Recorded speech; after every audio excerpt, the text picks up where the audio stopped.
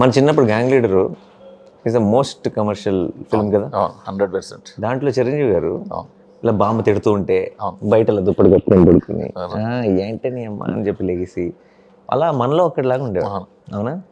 మనకి రాను రాను మన కమర్షియల్ సినిమా ఏమైపోతుంది అంటే మనలో ఒకడు కానివాడు అయిపోయాడు అవును. ఆ హీరో. అంటే వాడు లార్జర్ దెన్ లైఫ్, అసలు అలాంటి మనిషి ఉంటాడో లేడా ప్రపంచంలో మనకు తెలియదు, అవును. కానీ ఉన్నాడు అని చెప్పటమే కమర్షియల్ సినిమా అయిపోయింది.